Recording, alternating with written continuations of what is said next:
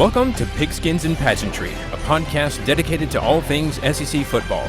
My name is Wes, and I'd like to invite you to join me, Jesse, and Matt each week as we discuss last week's games, news from around the league, make predictions for the upcoming games, and much, much more.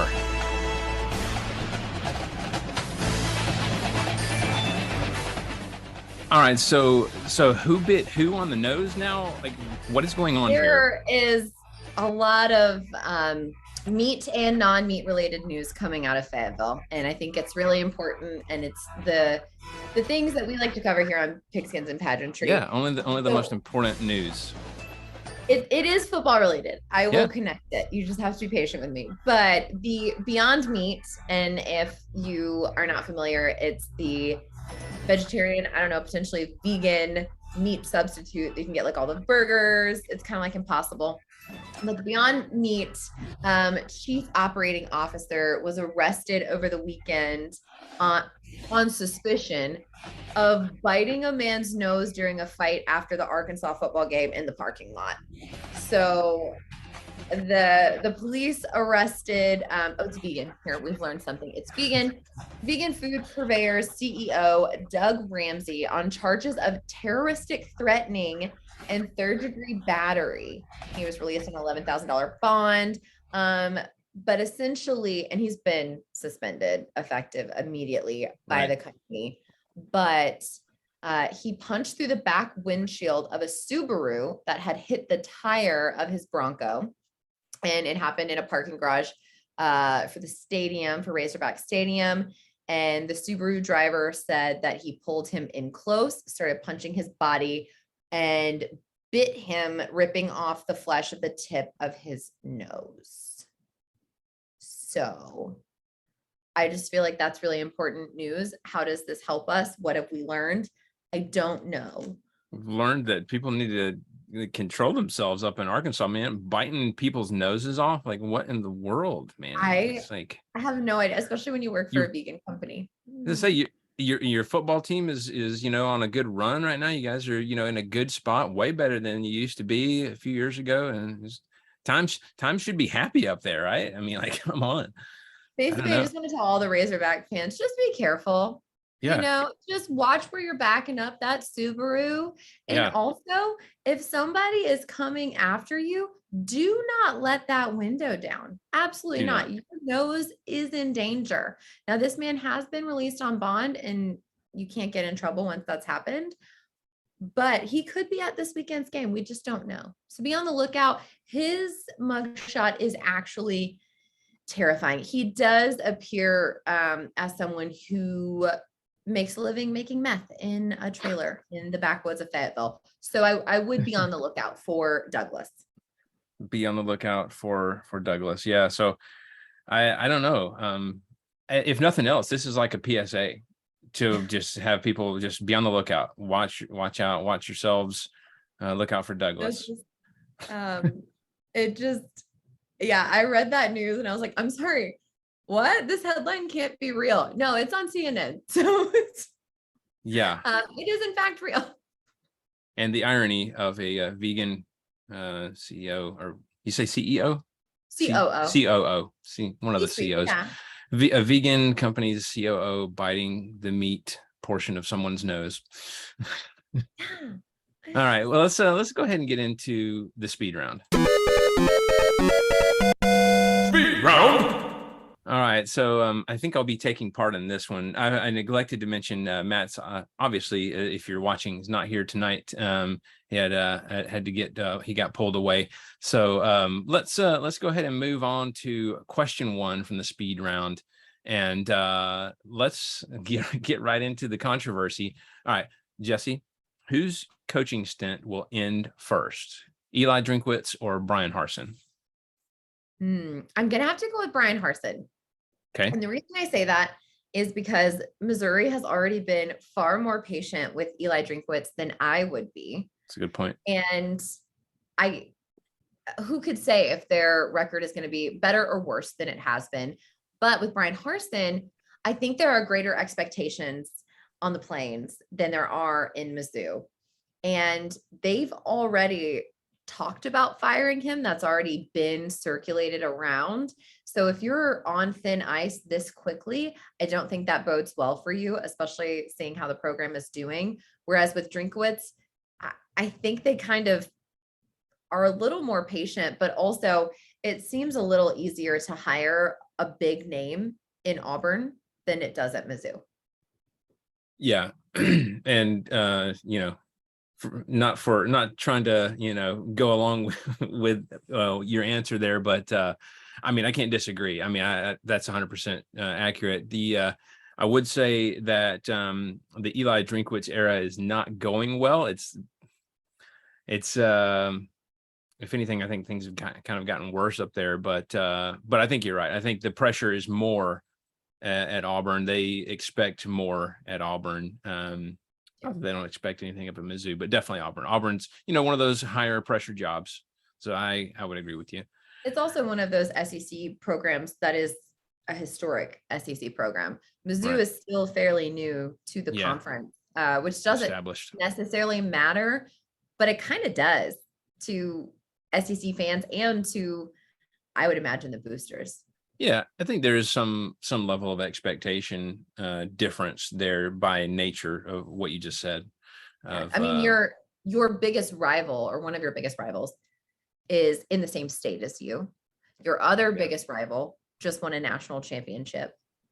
And so I would say there are higher expectations at Auburn than there are at Mizzou. And just saying that Brian Harsin will go first doesn't mean that Eli Drinkwitz is going to last a long time at Mizzou either.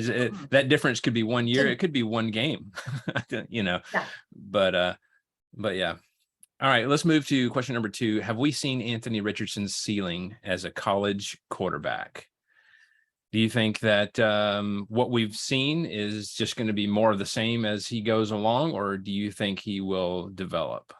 I think I hope he will develop. I think, and I believe I said it earlier this week when we recorded, I think he's a 2-year guy. He needs that experience. He needs a coach that, obviously recruited him, but this one didn't. And so this coach is learning him. He's learning this program and this coach, and they're trying to develop their own culture there. He's trying to instill confidence in this young man that, he is fairly new to. So I think we need to give him until next season, probably midway through next season, and you'll start to see some improvement. But I don't think so. I think there's some talent there. And as long as there's the ability to develop that talent, which we've seen at other programs, they don't, and he has the proper coaching staff in place, then I think we will see the ceiling a little bit higher. Yeah. I want to believe, just, obviously as a Georgia fan, I don't really care if he develops or not, but just objectively looking at it, I do hope that he, develops. And here's another reason why I think that he will continue to improve is not only is he extremely talented, but he seems to have the right attitude also. In the interviews that I've heard, he's very humble. And he doesn't, talk up his own game a lot, like you see a lot of these guys do. So I think he's he seems teachable and coachable. And so that's really what you need. I mean, so the talent's there. I think that he will probably improve. The question is whether he's teachable and coachable or not. Is the staff in place there that's going to help him? It's one thing to be teachable and in place there, right? Like, yeah. I mean, we see it in the NFL right now. You see somebody like Tom Brady, and I know people will cite his personal things that are happening as well as his age, but he does not have the weapons in Tampa Bay that he has had in the past. They're gone or they're hurt. There's a lot happening. He doesn't have the O-line. So his stats naturally decrease. His performance naturally decreases because he's getting hit a lot more. He's having to scramble a lot more. You need those pieces in place as a quarterback to do your job well. And then we get into that whole thing of, I don't know. It depends how recruiting goes. It depends how the development of those other players go. Yeah. But we talked about it last week. The transfer portal is insane. They could get those weapons, or if he doesn't feel like he's getting what he needs there and he doesn't feel like he's getting the coaching and development there, he can easily transfer. Yeah. Yeah. Tom Brady can't throw the ball and catch the ball himself, Jesse. Gosh. I know. Believe Do you me. remember, Right do you now, remember when Giselle tweeted that? This yeah. has been years ago. Of course, Yes, Tom I do. Brady's on, as I say, Tom Brady's only been playing for 50 years by now. So this has been a long time ago. But I yeah, I mean, remember when she he's sent almost that been tweet out. playing my whole life. Like Yeah. he's almost been playing my whole life. Oh, yeah. Not quite. But yeah, it's one of those things where it's like I never in my life thought I'd bench Tom Brady in fantasy, but Oh God. Yeah. Yeah. He's usually like, draft number one, first pick, depending on the league. Yeah. Okay. So yeah, that's gonna be interesting to follow. I do think he'll develop, is the staff in place that will help him develop. So more to follow on that one. All right. So this one's a fun one to me. So the past couple of weeks have been insane in terms of smaller teams keeping it close against big teams, and in several cases, not just the SEC, actually beating them. So do you think that there's just more parity across college football now, or is this just coincidence? And one reason why I asked this is because the theory was that if NIL gets introduced, the parity is just going to go away. The rich are just going to get richer and the poor are going to get poorer, and nobody's going to, it's like we're going to see the haves just continue to build their resources, and the have-nots are just going to be in the background. What do you think? I don't think it's either of those. Okay. I actually think it goes to what we were talking about earlier in the week, and I'm going to go back to the transfer portal. And I say that because I really think there's something to what Coach Saban talked about when he said that there's not enough veteran leadership on the bench. There's not enough guys that have played before, who understand the system, who have developed their talent, that can come in and take the place of a starter. That depth chart has been changing so much across every single program, but especially the bigger programs, because people have talent. They don't want to sit behind someone else because they know they can easily transfer and go play and start elsewhere. So that bench that you rely on, that depth chart you rely on, is filled with these 18-year-old kids that just came from high school, haven't been in the program, except for a summer, and they just don't have the development that you need. And I think we've seen it a lot where look at the games that people lost, some of them, not all of them, where you have a lot of starters out, you have people getting hurt, people getting injured, and you've got to pull people from the reserves. Now, some of it is absolutely, I think some of the teams were hyped up way too much. And sometimes all of the stars align for those Cinderella moments. We see it all the time in basketball. But I don't think it's as much NIL as it is just this turnover rate of teams. The starters start and then the bench changes constantly. Mm-hmm. That's interesting. I hadn't actually never really thought about that, but where you're at a point where, yes, these big programs are recruiting like crazy. However, if those top recruits don't get playing time, or if things don't go as they want, then they're out of there with the transfer portal. And then you're left with, yes, you've got these great players who are starting, but maybe the depth is not there on the bench. And in theory, that should still be better at the bigger schools, or the blue bloods, the schools who have more NIL money, I suppose, or whoever who are able to recruit better. But yeah, no, I think that could definitely be part of it as well. Honestly, I don't know what the real answer is. I think it has been something interesting to watch. It'd be interesting statistically to compare this year to other years, maybe in the past 5-10 years or whatever, and to see if that many upsets of, and I'm talking about like really small schools in comparison, like the App States, or, Marshall beating Notre Dame, or, things like that. We have to wonder too was it right before the season or right after we started that they announced they were expanding the playoff? Mm-hmm. That gives these schools a chance. They could actually play, for a national title. I don't know if that adds to their fire. Well, and to your point, if even if that's not going to be this year, but in order to get yourself in position rankings wise, you already kind of want to build towards that. So next year they'll have you ranked higher, possibly. Yeah, supposedly they're not supposed to think about things like that, but it's in their minds, it is. So interesting. Okay. I just thought that was something interesting.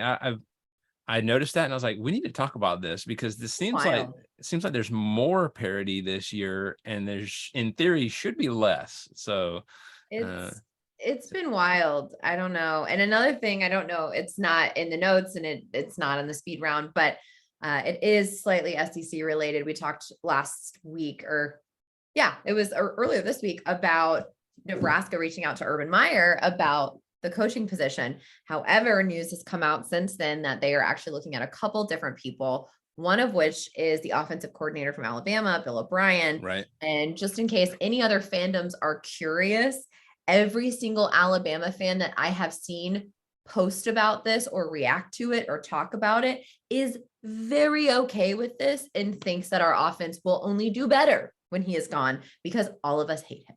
I was going to say, you're usually pretty opposed to people poaching your coaches, but in this instance, not so much.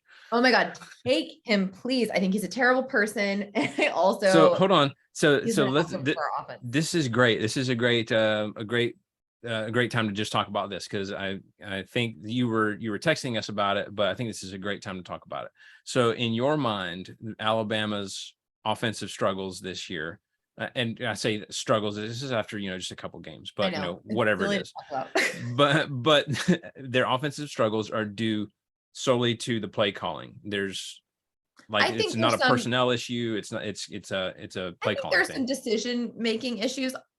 Obviously penalties have killed us and a lot of them have been offensively.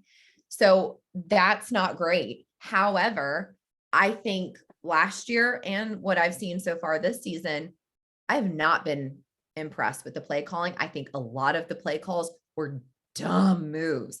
There are certain instances where, we're getting down, time's running out and we need a lot of yardage. And he's just like, yeah, we'll run it. Also, at no point should your running back be your leading receiver. That's that's wild to think about.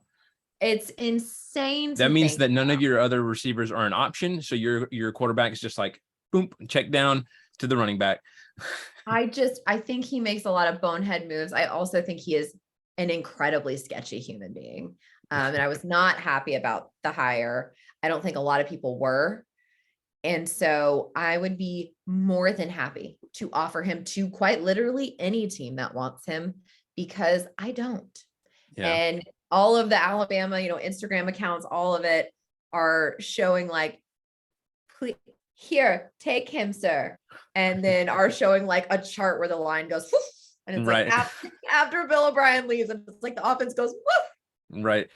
I don't think he fits. I really don't. I don't think he's great. Yeah, it's the offensive coordinator position is interesting because I remember back in the day when we had Todd Gurley and just all those guys who were, it's just such a potent offense. And everybody praised Mike Bobo and not hating the guy. I think he, whatever, he did good things at Georgia or whatever. However, it was interesting how he could call plays and score tons of points and all this impressive offensive things going on in the system. But when it came time, it was like the key games and those key times on key downs where it's a make or break situation. He calls those just bonehead play calls where you're like, what? So to me, it wasn't about the overall product. If you looked at the overall product, you're like, oh my gosh, this guy is an incredible play caller. But when it boils down to when it counts the most, when you need that the most, and the critical decision making in those play calls, you're like, no, it's not. It's something that I don't think anybody outside of Alabama fandom would think about. Mm-hmm. I don't think, unless you religiously watch Alabama football, I don't think you notice this because our offense, look at the scores. Mm-hmm. Stupid. Yeah. No, that's fair. Yeah. But if you watch the games, you're looking, you're like, why would you do that? Why would you make that call right there? And you look and you're like, that's not on Bryce. Some of it's on Bryce. That's not on Bryce.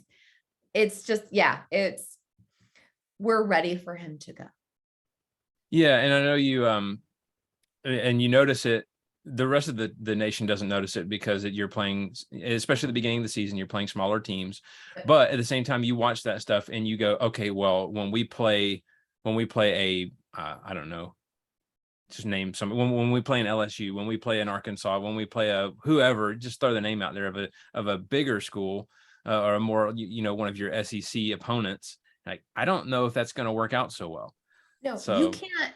I mean, for us, it's always the Iron Bowl. You can't call those plays in the Iron Bowl. And Iron Bowl last year almost killed us as a fan base.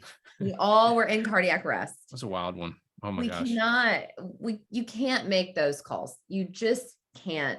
And if you're making them against what we thought was going to be an easy Texas and against, I forget who, teeny tiny schools, it's not Monroe. UL Monroe. There we go. It's not gonna work out. So By the way, you mentioned Texas, and thank you for all the discussion, because the Texas fans and Texas A&M fans have been going at it on TikTok. So we posted the about Texas A&M was the school that was the most ticked off when it was announced that Texas was joining, and we posted that. It's just like a 1 or 2 minute clip. It's not long at all, but man, people have been just going at it. The fandoms, they're not even mad at us. They're going back and forth at each other. I think that's great. I'm glad A&M fans are taking out their frustration on someone other than me, and that they are arguing with Texas. This is just a foreshadowing. This is just a foreshadowing of what it's going to be like when they're in the SEC, and then those fandoms can really go at it, not just a what if scenario. That game. Oh yeah, it's going to be nuts. Be unwell. Yeah, I'm telling you, it's you're watching the birth or rebirth of a wild rivalry. It's going to have to be a neutral site. I don't think they can have that game in Austin or at Kyle Field. I don't think they can. I think it has to be like a Georgia, Florida. Yeah. Where's the neutral site? Now, I know people love Jacksonville, and we're getting off on a tangent here, but they got to go home and home on that. I agree with Kirby. It helps recruiting, but also the fact that I would rather just drive to Athens, instead of driving to Jacksonville or, whatever, in the home and home scenario once every other year. So I don't know. All right. Well, hey, let's talk about the games for this weekend. Ladies and gentlemen, let's get ready to rumble! All right, and I promise everyone we're going to be out of the doldrums of some of these tune-up games soon. But there's some good ones this week as well. You can't say that. We don't know. That's true. I mean, I was going to say, I say that, but watch Kent State keep it close against Georgia. He didn't play at Kent State. Yes, he did. He did. Linebacker, correct? I think so. Nick Saban! Yeah. All right. So Kent State 1-2 at number 1, Georgia 3-0. That is noon on ESPN Plus. Jesse, what is your prediction for this game? My prediction, and I know I just said we can't say this, but I'm going to say it. It's going to be boring. I think it's going to be UGA like 52-3, and I think the field goal comes in trash time. Okay. Matt did put in his picks. He put UGA 58-3, and in parentheses he put Bloodbath Central. So I'm not going to go far from these. I'm going UGA 55-7. Again, I think that touchdown comes in garbage time. And I want to say after last week, they're inspired, by the third stringers giving up a touchdown. They're like, that's not going to happen this week. But I don't want to assume too much. So we'll go with that 55-7. All right. Next is Missouri at 2-1, 0-0 in the SEC at Auburn. 2-1, 0-0 in the SEC. So this, both of these teams' first SEC game, noon on ESPN. Jesse, what's your pick for Missouri at Auburn?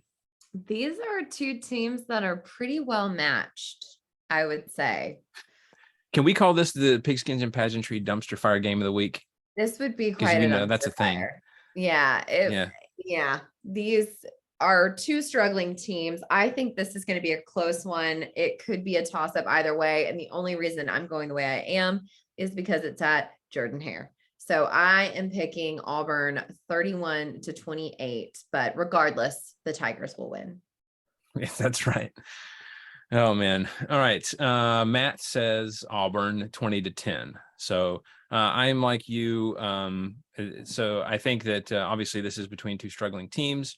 And I did also I put in my little notes here that I think that Auburn's going to win only because they're at home. So I'm going Auburn, let's see, 28-21. Okay. Should be a good one though. Yeah, this will be a good one to watch. It will show you just how bad both programs are. Yeah. All right. Watch Auburn go in there and they got embarrassed by Penn State, and watch them they're just like find some fire. I don't know.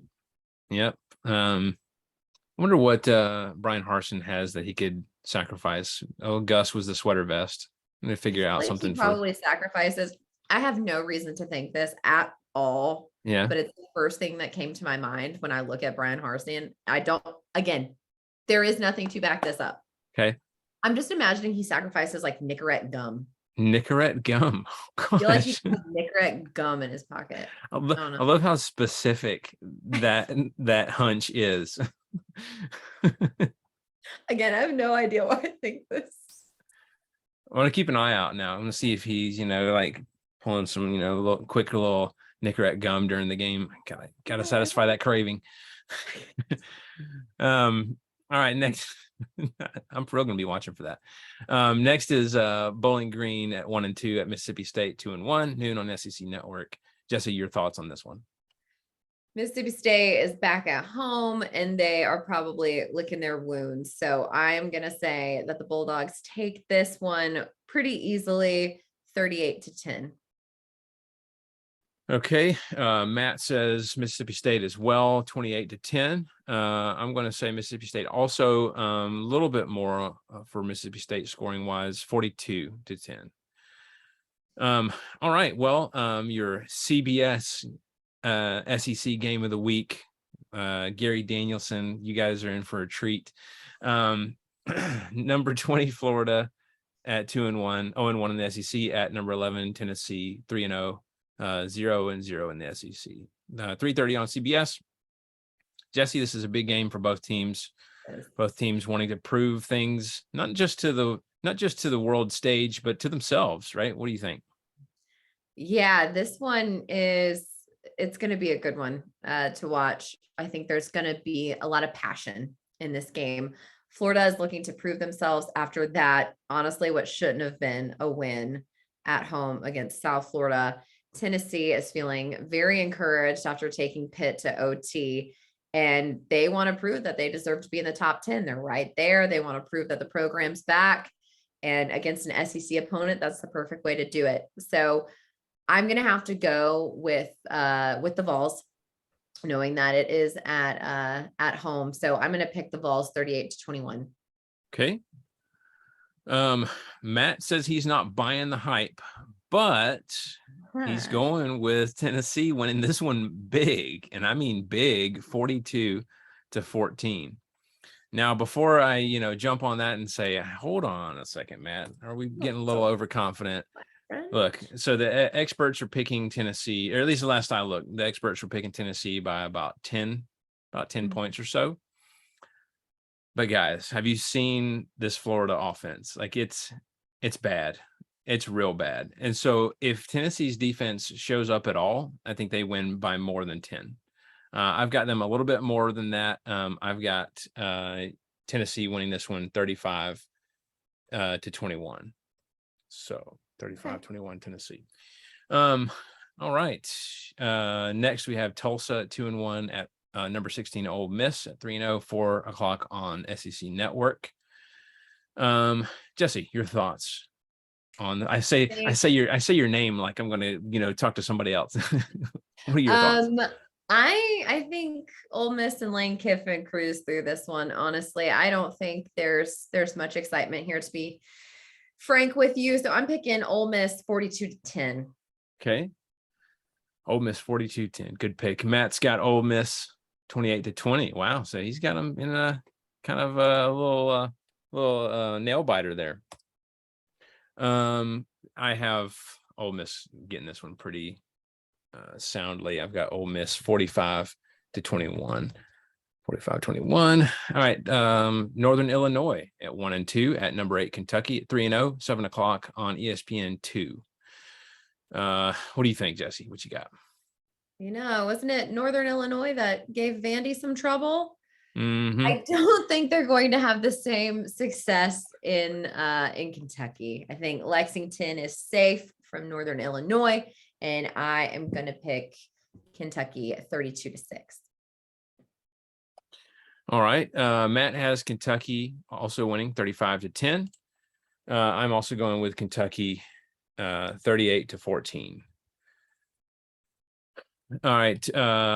Okay, so this is another one that I'm excited to watch. Number 10 Arkansas 3-0, 1-0 in the SEC at number 23 Texas A&M, 2-1, 0-0 in the SEC.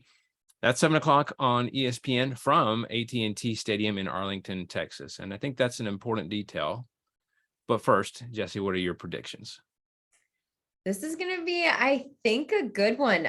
I think we all were very nervous about Arkansas last weekend and their performance and, the ability of a smaller school to really hold them for the first half. So I think Arkansas gets it done, but I think it's going to be a close one.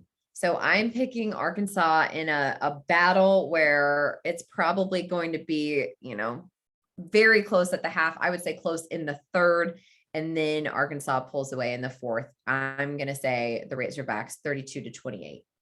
Hopefully no noses are bitten off in the process. Hopefully all the noses are safe. Yeah. Matt's going with Arkansas as well. He says Arkansas is going to pull away late and win this one 38-28. All right. So yeah, I agree with you both. I'm going to go with Arkansas, but here's the thing. What are you doing? Like, have you seen the A&M offense? I know I was picking on Florida's offense earlier, but like when I say Florida's offense is bad, like A&M is like worse, bad, worse. This is a great stage for Arkansas to prove that they belong. And I'm going to say they get it done. They push A&M out of the top 25 in the process. Yeah. KJ Jefferson and Raheem Sanders have big games, I think. And Arkansas wins this one in a close one, 28-24. Ooh. I don't know. I think this one's, it's going to be a fun one. Another fun one to watch. So this one's probably going to be a fun one for you to watch, Jesse. I don't know about anybody else, but Vanderbilt at 3-1, 0-0 in the SEC at number 2 Alabama, 3-0. 0-0 in the SEC, 7:30 on SEC Network. Jesse, what is your prediction? I'm changing it. I'm trying. Yeah. I'm going less. So I'm obviously picking Alabama. It'd be silly not to. It's at Bryant-Denny Stadium. It's also Vanderbilt. So I'm going to pick the Tide 52-3. All righty. Field goal comes when the Towel Boys are on the field. Yeah. Okay. Matt is giving Vandy a little bit more credit, although not much. He's going Bama 49-10. I'm also going to go Bama big, basically the same, but I put Vandy with 7 again. Garbage time. Yep. Probably going to happen. So, all right. New Mexico at 2-1 at LSU, also 2-1, 7:30 on ESPN Plus. Jesse, your thoughts on New Mexico at LSU? This is a night game in Death Valley. They're coming off an SEC win against Mississippi State. They're starting to click. I'm picking the Tigers 32-10. All right. Matt is also picking LSU, fairly big as well, 28-10. I'm also going LSU. I mean, I think there's, no doubt about that. But 38-7 is going to be the final score, is what I'm going to say. All right. And then the final one of the evening, Charlotte at 1-3 at South Carolina, 1-2, 7:30 on ESPNU. What's your prediction on the score for that one, Jesse? Oh, bless them. They got walloped last weekend. That was rough. Mhm. But I'm going to go with the Gamecocks 21-14. All right. Matt has South Carolina also 38-20. I'm going to go South Carolina 45-21. So You're encouraged. fun times. All right. So that does it for the upcoming games. Looking forward to those. Now let's do our just for fun. So I don't know if you guys, I went to a Florence and the Machine concert last night, so I'm in concert mode. So in that vein, which SEC coach do you think has a musician alter ego, a la, if you guys have seen in Parks and Rec, Ron Swanson, who secretly has a life as a musician playing the saxophone under the name of Duke Silver, which is just a great storyline. Anyway, so Jesse, do you have any coach that you just think, you know what, I bet they could play music on the side and secretly in a secret identity, maybe wearing like a fake mustache or something? Yes. You I do? Okay. I do. And this could be reality. We just don't know. Part of it is kind of reality. I'm gonna have to take Lane Kiffin, and I think he is secretly a white rapper or attempting to be like a SoundCloud rapper. And his name is obviously Joey Fresh because his secret Tinder name was Joey Freshwater. So I'm going Lane Kiffin. It makes sense. That's a no doubter. Takes out the visor and turns it around or sideways. I love it. All right, so I was thinking about this one, and I decided that I had to go with Eli Drinkwitz. But his is more of it's more of like a coffee shop scene.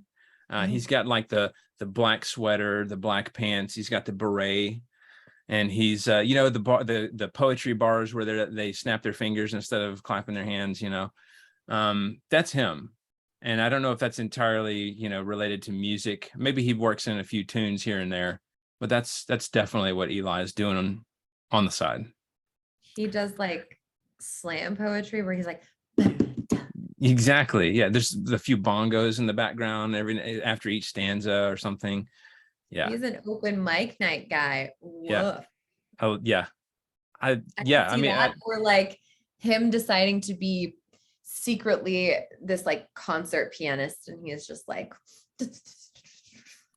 no doubt. Yeah. And I think I'm trying to think of like a stage name for him. And I was thinking like Elias Wagon Train or something like that. You got to circle the wagons.